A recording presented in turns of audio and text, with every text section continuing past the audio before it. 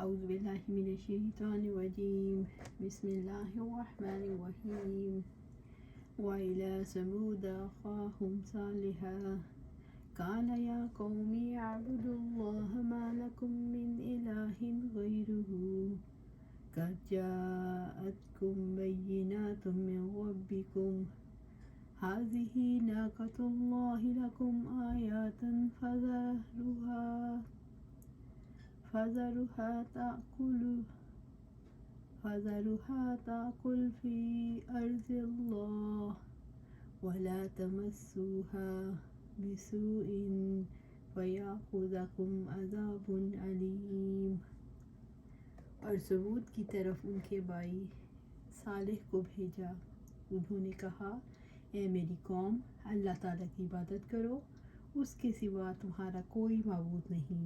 یقیناً تمہارے پاس تمہارے رب کی واضح دلیل آ چکی، یہ اللہ تعالیٰ کی اونٹنی تمہارے لیے نشانی ہے، چنانچہ اس کو چھوڑے رکھنا کہ اللہ تعالیٰ کی زمین میں کھاتی رہے، اور اس کو بری نیت سے ہاتھ نہ لگانا، ورنہ تمہیں ایک دردناک عذاب پکڑ لے گا۔ سورۃ الاعراف آیہ 73۔ اللہ تعالیٰ نے انہی میں سے ایک بندے کو نبوت کے منصب پر فائز کر کے ان کی طرف بھیجا۔ اس کا نام صالح تھا، جو کہ نوح علیہ السلام کی اولاد میں سے تھے۔ قوم ثمود کا علاقہ کون سا تھا؟ قوم ثمود کا علاقہ حجاز اور شام کے درمیان واقع تھا۔ انہیں قرآن کریم نے اصحاب الحجر بھی کہا۔ حجران کے ایک برونق شہر کا نام تھا، جو مدینہ سے تبوک کے راستے پر واقع ہے۔ چنانچہ جب آپ صلی اللہ علیہ وآلہ وسلم غزوہ تبوک سے واپس آئے تو مقام حجر پر اترے۔ کچھ صحابہ نے جلدی سے وہاں کے کسی کنویں سے پانی لے کر آٹا گوندھ لیا۔ آپ صلی اللہ علیہ وسلم نے اس گوندھے ہوئے آٹے کو پھینک دینے اور اونٹوں کو کھلا دینے کا حکم دیا، اور جو پانی مشکوں میں بھرا گیا تھا اسے بہا دینے کا حکم دیا۔ پھر آپ صلی اللہ علیہ وآلہ وسلم نے صحابہ رضی اللہ تعالیٰ عنہ کو وہ کنواں دکھایا جہاں سے صالح علیہ السلام کی اونٹنی پانی پیا کرتی تھی۔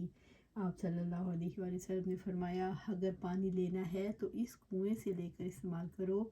پھر آپ نے جلد از جلد وہاں سے کوچ کرنے کا حکم دیا اور فرمایا کہ گناہ گاروں کی بستیوں میں نہ جایا کرو مگر روتے ہوئے، اللہ تعالیٰ سے ڈرتے ہوئے اور استغفار کرتے ہوئے، کہیں ایسا نہ ہو کہ جو عذاب ان پر آیا تھا کہیں تم پر بھی نہ آ پڑے۔ یہ کہہ کر آپ نے کجاوے پر اپنا منہ چادر سے ڈھانپ لیا۔ قال یا قوم اعبدوا اللہ ما لکم من الہ غیرہ۔ صالح علیہ السلام نے کہا، اے میری قوم، اللہ تعالیٰ کی عبادت کرو، اس کے سوا تمہارا کوئی معبود نہیں۔ صالح علیہ السلام نے اپنی قوم کو کیا دعوت دی؟ صالح علیہ السلام نے، اے میری قوم، اللہ کی بندگی کرو، اس کے سوا تمہارا کوئی معبود نہیں۔ صالح علیہ السلام کی دعوت بھی باقی انبیاء جیسی تھی، یعنی اللہ وحدہ لا شریک لہ کی عبادت کرنا، اس کے ساتھ کسی کو شریک نہ ٹھہرانا۔ یا قوم اعبدوا اللہ، اے میری قوم، اللہ کی عبادت کرو، اس لیے کہ عبادت صرف اسی کے لیے ہے۔ اس کے لیے عاجزی سے اس کی اطاعت کرو اور اس کے آگے گر گڑاؤ، کیونکہ اس کے سوا ہر چیز مخلوق ہے اور کسی معاملے میں اسے کوئی اختیار نہیں، اور اللہ تعالیٰ کی تدبیر اور تصرف ہے۔ صالح علیہ السلام نے کہا، اے میری قوم، ایک اللہ کی عبادت کرو، اس کے ساتھ کسی کو شریک نہ ٹھہراؤ، تمہارے لیے جائز نہیں کہ اس کے سوا تم کسی کی عبادت کرو۔ صالح علیہ السلام نے توحید کی رغبت اور شرک سے نفرت دلائی۔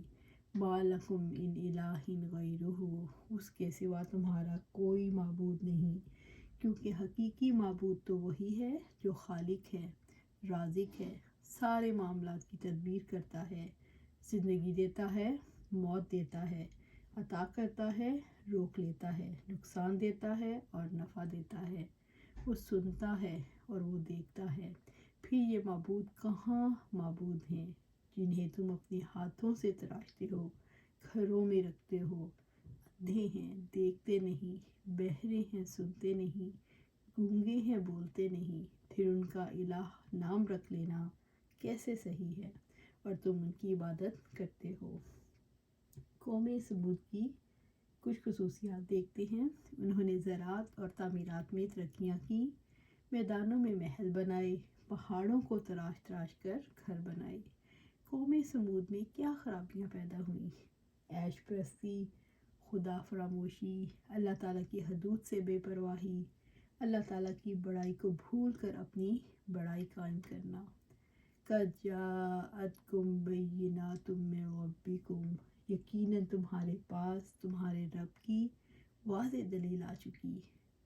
تمہارے پاس تمہارے رب کی جانب سے آسمانی معجزہ آ گیا ہے۔ یہ دلیل ہے کہ اللہ تعالیٰ کے سوا کوئی معبود نہیں، اور یہ کہ میں تمہاری طرف اللہ سبحانہ تعالیٰ کا رسول ہوں۔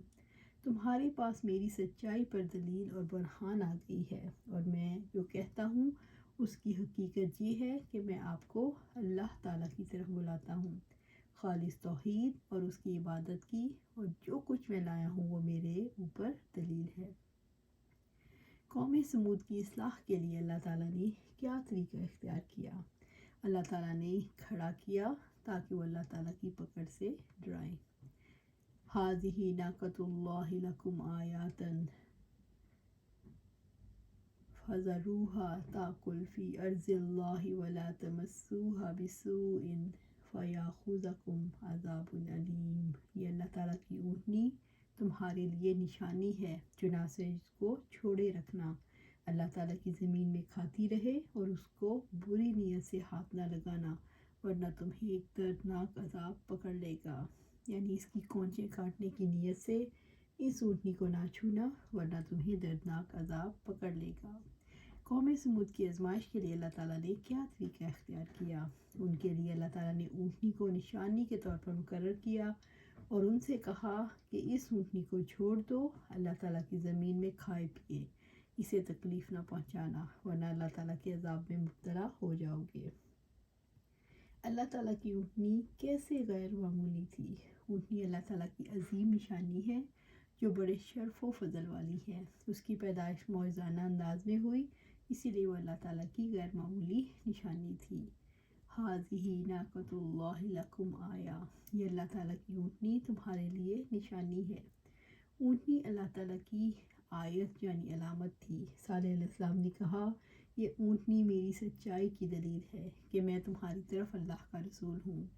اونٹنی اللہ تعالیٰ کی نشانی تھی کہ صالح علیہ السلام اللہ کے رسول ہیں۔ صالح علیہ السلام نے فرمایا، اس لیے کہ تم اس کی عبادت کرو، اس کے ساتھ کسی کو شریک نہ ٹھہراؤ۔ فَذَرُوهَا تَأْكُلْ فِي أَرْضِ اللَّهِ، چنانچہ اس کو چھوڑے رکھنا کہ اللہ تعالیٰ کی زمین میں کھاتی رہے۔ صالح علیہ السلام نے اپنی قوم سے کہا، اونٹنی کو چھوڑ دو، وہ اللہ تعالیٰ کی زمین پر کھائے پیے، تم پر اس کا بوجھ یا ذمہ داری نہیں۔ رب العزت نے فرمایا، لَهَا شِرْبٌ وَلَكُمْ شِرْبُ يَوْمٍ مَّعْلُومٍ، ایک اس کے پانی پینے کی باری ہے، اور ایک مقررہ دن تمہارے جانوروں کے پانی پینے کی باری ہے۔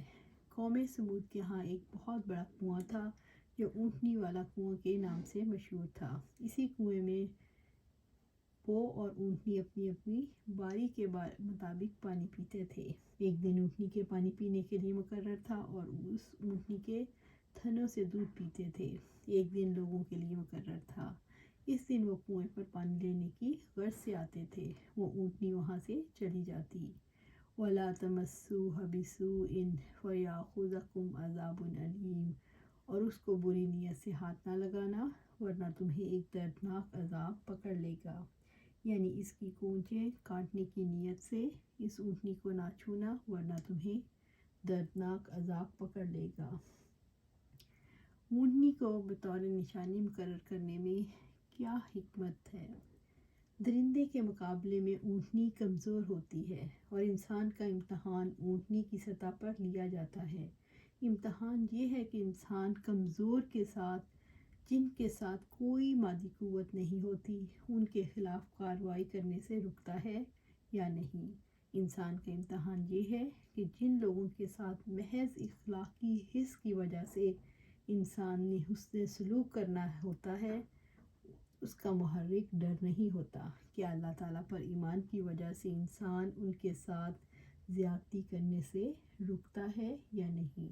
تو اللہ سبحانہ تعالیٰ سے دعا ہے کہ ہم سب کے ساتھ صحیح سلوک کریں، حسن اخلاق سے پیش آئیں، چاہے کوئی ہم سے اسٹیٹس میں بڑا ہو یا چھوٹا ہو، عمر میں بڑا ہو یا چھوٹا ہو، کچھ بھی ہو، مادی چیزوں میں اس کا بڑا گھر ہو، چھوٹی گاڑی ہو، کسی کی ملازمت بڑے عہدے پر ہو یا چھوٹے پر، سب کے ساتھ ایک جیسا سلوک کرنا ہے، حسن سلوک ایک ہی کرنا ہے۔ اللہ سبحانہ تعالیٰ سے دعا ہے ہمیں قرآن و سنت پر عمل کرنے کی توفیق عطا فرمائے اور اس پر ثابت قدم رکھے، آمین یا رب العالمین۔